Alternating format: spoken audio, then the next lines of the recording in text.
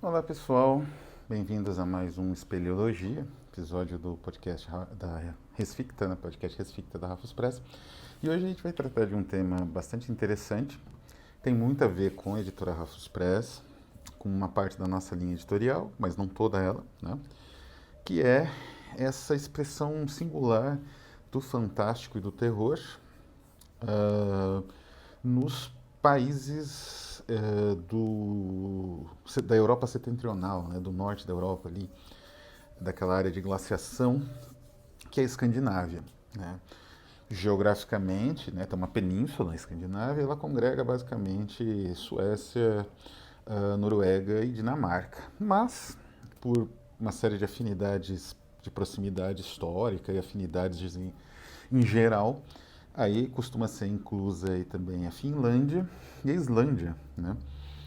A Islândia até foi colônia, né, da Dinamarca, mais ou menos como a Irlanda foi colônia da Inglaterra durante um bom tempo. Uh, eu, evidentemente, não domino como o nosso grande tradutor, Guilherme Braga, que é não é um talento reconhecido como tradutor dos idiomas escandinavos português, né? Ele foi reconhecido pelas organizações de fomento e de difusão da cultura escandinava, como a Norla, né? E agora ele está trabalhando também com dinamarquês, também reconhecido aí com uma série de subsídios, né, a projetos, inclusive recentemente temos aqui ele, o Kziradoc, né? Kziradoc foi reconhecido e teve apoio da, do fundo de tradução do Danish Arts Foundation, né? Por conta da qualidade da tradução de Guilherme Braga, então ele tem bastante conhecimento nessa área.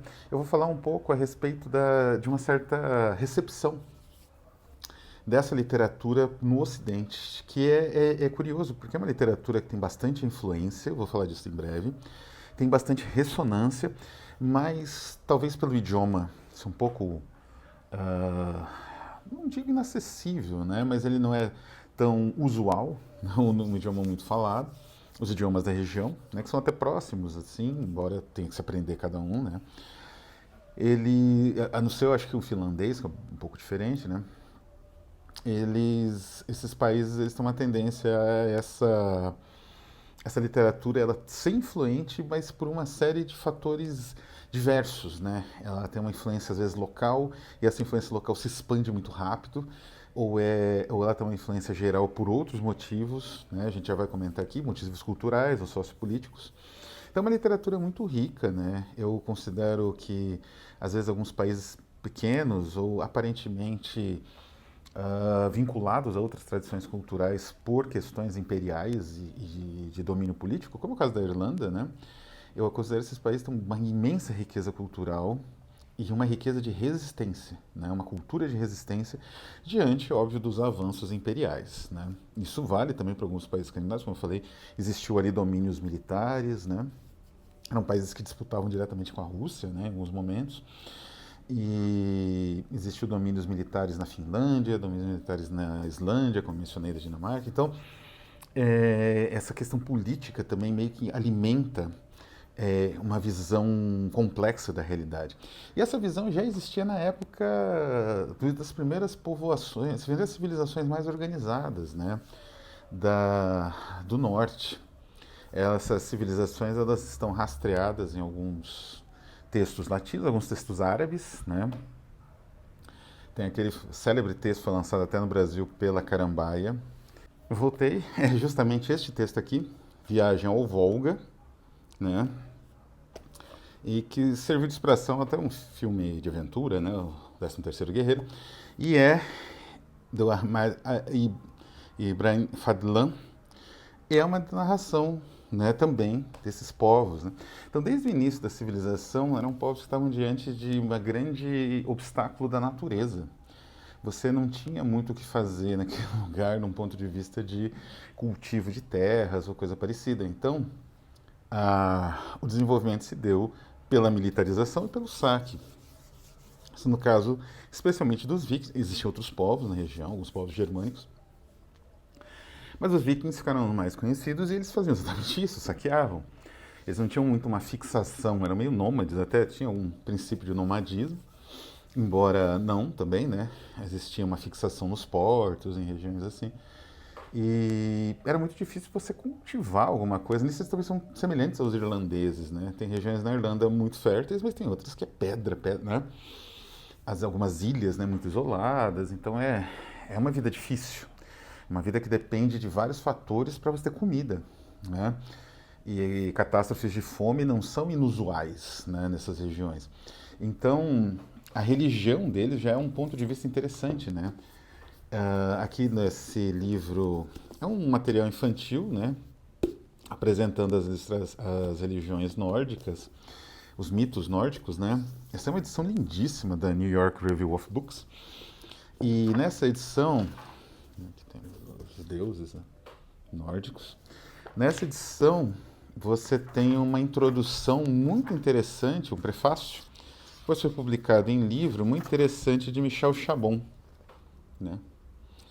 Em que ele fala um pouco disso, né? Quer dizer, a própria religião dos povos nórdicos originários era uma religião tão nihilista, tão, assim, você estava diante de uma natureza tão terrível que você não tinha muita chance, sabe, de elaborar uma religião que permitisse uma reflexão, que permitisse uma possibilidade de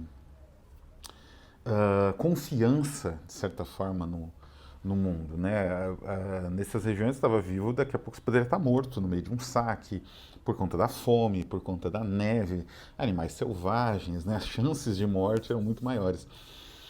E isso moldou a cultura local de maneira ímpar. Da mesma forma como, evidentemente, as civilizações mediterrâneas, como os gregos, ou os romanos, ou os próprios persas, né? Que são, enfim, não é Oriente Médio, uma região, mas é uma região que tem também uma relativa, são desérticas, né?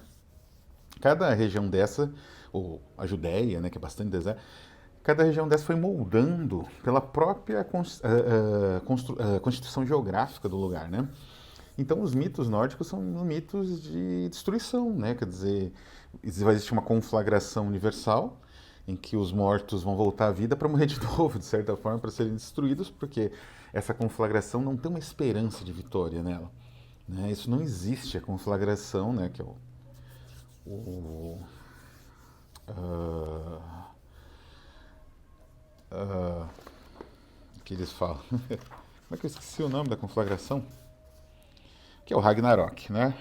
É o destino. Aqui ele até fala nessa pequena obra ilustrada, né, de apresentação.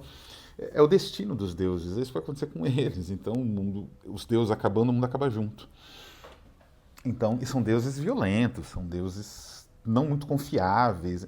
Os gregos também tinham isso, mas ainda existia uma noção mais humanizante, né?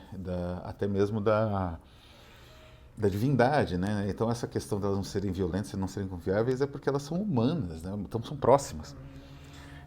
De certa forma, no caso dos nórdicos, é porque exatamente elas, para sobreviver, né?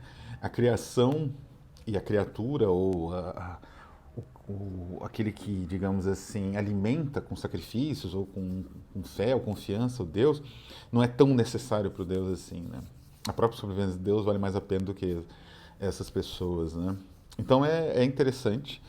E é uma forma como aquilo já foi se moldando, né? É interessante que o Borges, uma outra obra aqui de alguém que não é, né? A gente já viu aqui um árabe, não é? Americanos, né? Contemporâneos. Agora o Borges, que é um escritor argentino, ele tem um curso de literatura em inglês, mas ele tem um curso de literatura germânica também. E nos dois, ele trata um pouco dos... por exemplo, aqui na aula número 1, na primeira aula, ele trata dos Skennings, né? E ele só fala aqui de Beowulf, evidentemente, mas ele só fala praticamente nas 3 primeiras aulas, quando entra o Beowulf, dos germânicos, né? Da influência e dos vikings. E Skene é interessante, uma mistura de charada com metáfora extremamente elaborada, e tem textos inteiros disso, né? Depois vocês procuram, eu nem vou dar um exemplo aqui, tem que procurar, mas é outra coisa que meio que definiu essas culturas, né? É uma visão da linguagem também como um elemento, digamos assim, desbravador desse universo muito inóspito que o cerca, né? Com neve, com animais, com fome, com uma série de fatores que eles estão a todo tempo ali meio que expostos a esses fatores, né? Então, a linguagem molda esse universo. Então, é interessante como o scanning tem um pouco desse valor, quase assim, a simbologia, o elemento simbólico evocado nessas construções, ele não é apenas um elemento, digamos assim, de efeito estético. Quer dizer, evidentemente ele tem um efeito estético, mas o efeito ultrapassa o estético e alcança realmente essa noção de uma espécie de estruturação da realidade exterior. A linguagem ela serve um pouco para isso, né? Quer dizer, serve bastante para isso. E no caso deles, ela era a defesa. É como se a linguagem, no fim das contas, né, fosse uma defesa contra esse universo exterior. E isso até se reflete na escrita que eles tinham, que era uma escrita totalmente ritualística, que eram as runas, né? E isso vai moldando esses povos. Evidentemente, os anos se passaram, os milênios se passaram, você teve uma colonização, não uma colonização, mas uma forte cristianização desses povos, né? Aqui mesmo no livro do Daulaire, é um casal, né, de ilustradores, um livro que eu recomendo porque ele é lindíssimo, assim, você abre aqui, qualquer página é linda, assim, são desenhos voltados mais para um público infantil, mas eles são muito bonitos e muito bem feitos, olha isso, né? E o livro em si é informativo, né? Muito bem feitinho, né? Tanto como eu falei que foi republicado pela New York Review of Books. É, Mas no final existe uma espécie de ideia de novo amanhã. E esse final já é a cristianização. Quer dizer, chegaram os cristãos, então aquela noção de Ragnarok é substituída por uma noção de juízo final. Não é? Conforme os povos foram se cristianizando na Escandinávia, a noção originária de Ragnarok era compartilhada por vários povos germânicos e vikings, né, que viviam na região. Essa noção foi aos poucos ganhando um contorno de juízo final. Então, né, quer dizer, aquela tática cristã de comer pelas bordas, né, dos cristãos, digamos que instituíram a igreja, né. Então, ao invés de você tentar enfrentar essas noções originárias que estão ali incrustadas na cultura, você dá uma outra dimensão. E funcionou, né? Quer dizer, o cristianismo penetrou, com o tempo se tornou um cristianismo de feição protestante, com várias igrejas locais, né? E várias igrejas nacionais, né?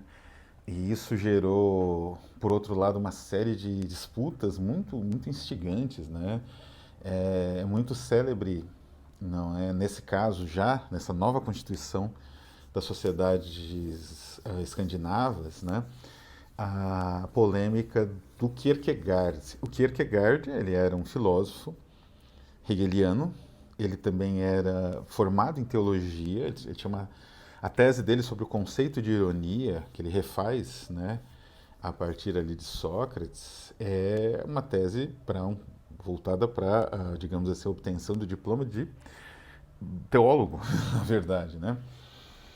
E o Kierkegaard, ele combate a igreja do país dele praticamente sozinho, né? O irmão dele, que era um dos, digamos assim, das autoridades religiosas mais importantes do país, é ele que é o alvo, não é? E o Kierkegaard, ele era um filho de um comerciante muito rico e ele gasta tudo que tem nesse combate, né? Sem esperança, como é que ele vai enfrentar uma igreja que é incrustada desde o século XVII, né, reconhecida desde antes, talvez. Como é que ele sozinho vai enfrentar, publicando panfletos? Evidentemente era uma luta sem esperança, né, de vitória, e que ele foi até o fim, consumiu todas as economias dele, consumiu a saúde, que não era lá muito comum, né, ele não tinha uma saúde de ferro, nem uma saúde, né, não era um cara saudável, e ele acabou morrendo por conta disso, em parte, né? e pobre, desassistido, sem os recursos que ele tinha de herança do pai rico, né? Então aí vocês começam a perceber, já é possível perceber como a literatura escandinava ela surge de conflitos, de tensões, né? Mesmo aquela literatura reconhecida, né? Um grande autor escandinavo, como por exemplo o Andersen, Hans Christian Andersen, que aparentemente trabalhou basicamente histórias infantis, né? Teve aí uma recentemente trazida para o cinema de novo, mais uma versão que é a Sereiazinha, né? Pequena Sereia. Ele tinha uma série de tensões que se refletiam nessas narrativas que são muito mais poderosas e muito mais até terríveis, num certo ponto de vista, na versão original, né? Ah, são narrativas de sacrifícios inúteis, de batalhas que não levam a nada, de tentativas de mudança que são sustadas na fonte, né? Claro que isso referia à condição do Anderson como homossexual, mas também numa sociedade dessas e que buscava aceitação, então para isso ele teve que, de certa forma, fazer uma espécie de, digamos assim, divórcio, né? Em parte, né? Pelo menos de forma pública, né? Um divórcio de forma pública das suas práticas sexuais, né? Mas isso revela também como essa ideia de conflito é importante nessa literatura, né? E que vai lá até a visão que eles tinham no passado. A Rafus Pré, assim, no início do século XX, nós temos Kizir Adok, ele aqui. Essa obra é sensacional, ela tem uma influência e singular, assim, espetacular, especialmente no expressionismo alemão, né? O expressionismo alemão ele é em parte derivado dessa obra, já do século XX, do início do século XX, né? E essa obra demonstra bem como funciona a literatura escandinava. Se alguns autores como Andersen ganhou rapidamente tradução para o mundo inteiro, até para português, eu acho, já é próximo da época, né, da publicação. O Levi, ele começou a ser lido por autores alemães como Walter Benjamin, né, e Gershon Scholem. E ele só, com o tempo, ele foi ganhando traduções para outros países, como é o caso do inglês, né, que eu já mostrei para vocês. E agora o português, primeira tradução pela Rafus Press, do Guilherme Braga, um monumento de tradução, né? E é uma obra de vanguarda. É uma obra que você. É difícil você falar assim, olha, mas do que trata? É uma obra de vanguarda que trabalha ao mesmo tempo elementos de uma literatura pulp, né? De uma literatura, entre aspas, popular. Ele sabe trabalhar esses elementos de uma tal forma, uma tal dinâmica, que, com certeza, a tradução alemã, que saiu um ano depois da edição dinamarquesa, e 2 anos depois da edição em forma de folhetim, essa edição alemã com certeza foi lida pelos autores expressionistas alemães, roteiristas, romancistas, né, que estavam ali no início do expressionismo alemão e teve um impacto gigantesco, né? Então, subterraneamente, pela tradução, essa obra, através do expressionismo alemão, teve, de certa forma, um impacto muito mais amplo, né, por conta da fama, né, e digamos assim, da dimensão que o expressionismo adquiriu, especialmente no cinema. E mesmo no cinema, essa influência continua viva. Então é assim que funciona essa literatura escandinava, e é isso que a gente está tentando trazer para o leitor brasileiro ler essas obras no original, né? Então o leitor vai ler as obras que inspiraram o Fritz Lang, filmes como Gabinete do Dr. Caligari e outros filmes de expressionismo no original. Quer dizer, inspiraram indiretamente, né? Mas lendo aqui, vai se perceber que realmente inspiraram. E mais contemporaneamente, nós lançamos, por exemplo, o Core, né, do Bo Reinholt, que é um autor que tem uma certa idade já, né? Mas é uma obra sensacional. É uma obra feliniana, né? É um jeito de entender o fantástico muito, muito singular, muito especial desses autores escandinavos. Então, é, vale a pena. E além dele, nós lançamos já várias obras de Karin Gawad, algumas traduzidas essa aqui em inglês, que é a mais recente. Black Hand, que é na verdade é um romance muito bem construído, com dois universos que coexistem nesse romance. Um universo alimenta o outro. Eles assim não se cruzam, mas eles coexistem. E é brilhante, né? Uma construção, novamente uma construção tecida no confronto, né? O Karin Gawad, ele é dinamarquês, mas ele, pelo próprio nome, dá para perceber, ele é filho de imigrantes, ele mesmo viveu aí em boa parte do mundo, voltou agora recentemente para a Dinamarca, né? Então é um autor cosmopolita, né? Escreve em inglês, então demonstra esse conflito até com a própria identidade do país. Isso é muito interessante, né? E agora, mais recentemente, que está inclusive disponível na nossa campanha atual, temos o Eric Bagger. É difícil de falar o sobrenome dele, né? Eu vou dizer Havich, né? Que é o jeito mais fácil que eu consigo falar. Este primeiro livro é o Hogsbane, está em inglês, né? Não foi traduzido. E é sensacional. Aqui nós temos uma outra tendência mais contemporânea da cultura escandinava, que é uma expansão pela música, né? Os escandinavos são os grandes responsáveis pela popularização de gêneros de metal extremos, como o black metal. E o Hogsbane, assim como o novo livro dele, que está disponível na campanha do Opium, né, do Eric, é simplesmente uma espécie de versão literária do black metal. É violento, é psicodélico, é alucinante e é bastante nihilista, né? Como as letras do gênero musical. E ele tem essa noção, né? O mais interessante é que ele, nessa capa e na outra também, né? Ele evita digamos assim, os clichês do black metal, né? A gente sempre conversa para montar os layouts. Então ele evita esses clichês para ir numa dimensão mais realmente existencial da coisa, né? A essência mais existencial do próprio black metal. Então é uma literatura muito complexa, muito interessante e que tem origens, né, na própria tradição de conflito e até dessa visão nihilista, né, que vai lá atrás na própria constituição da civilização escandinava, né? E o Eric ele retoma tudo isso de certa forma, até a desconfiança do cristianismo, a tentativa de uma espécie de pensamento pagão, né? Que ele tenta também nesse livro e tenta no conto, né? Que vai estar na narrativa mais curta, né? Não bem um conto, que vai estar que a gente está oferecendo na nova campanha, né? Da Rafus Press na Opium, Late Pledge, né? Vale muito a pena conhecer. Então é isso, né? Espero que vocês tenham esse painel geral da literatura escandinava dentro e fora da Rafus Press tenha sido útil. Os livros como o próprio, né, o está na campanha, o Hogsbane e o Xeradok e o Black Hand estão disponíveis, quem quiser adquirir. Dois deles estão em inglês, né? O Black Hand e o Hogsbane, mas o Xeradok, tradução brilhante, premiável com o Jabuti do Guilherme Braga. Então é isso, vou ficando por aqui, um abraço e até a próxima.